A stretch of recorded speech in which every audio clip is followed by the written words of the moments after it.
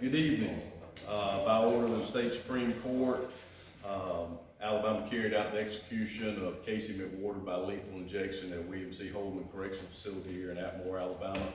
McWhorter was executed for the 1993 capital murder of Edward Lee Williams in Marshall County. McWhorter was pronounced deceased at 6:56 p.m. I'm going to read a prepared statement by the victim's family, and maybe he might give a statement after this, and that's Gilbert Burt Williams, but I'm going to read their statement at this time. My name is April Williams, the daughter of Edward Williams Sr., and I was 16 years old when Casey McWhorter was involved in the brutal murder of my father. My dad was only 33 years old with a master's in engineering and so much future ahead of him. He would be close to retiring now.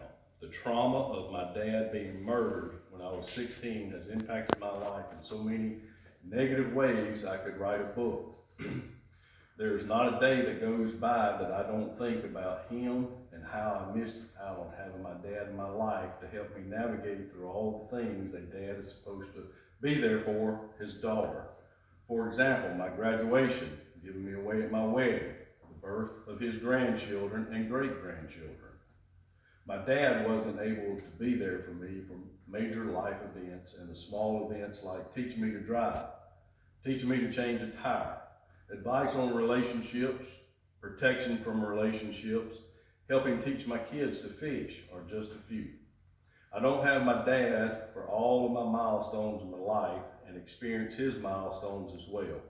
My youngest son graduated from high school this year, and he should have been there as a supporting grandfather I know he would grow to be. For the first few years, I would have nightmares of his murder, even though I was sheltered at the time from court documents and pictures. I couldn't even go into my childhood home for a long time. When I did eventually move into the home, I could not stay long, as the bullet holes left behind were a constant reminder of the horrendous event that took place against my father. Even though I've moved on to other homes, I haven't been able to go through life without being constantly reminded I had to move out of the county. I haven't been able, going to court and parole hearings every few years keeps my anxiety heightened, and utter sadness to depression and anger come rushing back. Writing this letter has me full of emotions, and my heart is breaking. I don't want to feel this and should never have to feel the missing I feel for my dad. Casey McWhorter had several hours in that house to change his mind from taking the life of my dad, from me and the family around me.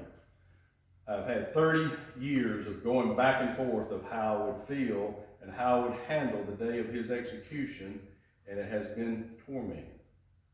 Although now that it is nearing time, I am glad this part of the chapter is coming to an end. Casey McWhorter has had 30 years just to say that he was sorry to me and my dad's family. There's been no show of remorse from him. Even seeing him on the stand at court hearings a few years ago, there was no remorse. As I had to listen to his interview tape, what he did to my father, and could no longer control my tears, he never said, "I'm sorry." I was 16 and lost the most important man in my life and the chances I could have had at a normal life. The therapy bills alone to cope throughout the years could have been spent better on normal things in a normal life.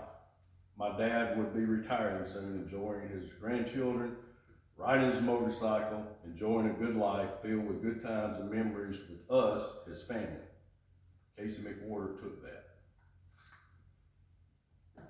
Any questions? No questions, I'm gonna call up. I got a question.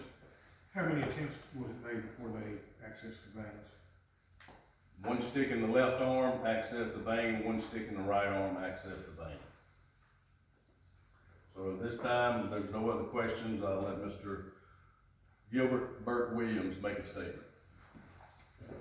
Okay, very good. Thank you, Mr. Hamm. I'd like to first open my remarks by thanking the state of Alabama, the governor, for making sure this happened, even though it took 30 years, ladies and gentlemen, 30 years for justice to be served. I think my niece's statement was quite good. I think she pretty much embattled it all. So of course she put out her grandma, who this whole incident was really bad on. That was my mom, exactly. And it's kind of unfortunate that we had to wait so long for justice to be served, but it's been served. And although this man killed my brother in the most vicious, violent, and heinous way, he died in his sleep not more than an hour ago. Peaceful death to a murderous dog. Thank you very much. Thank you. You now have a half hour to finish.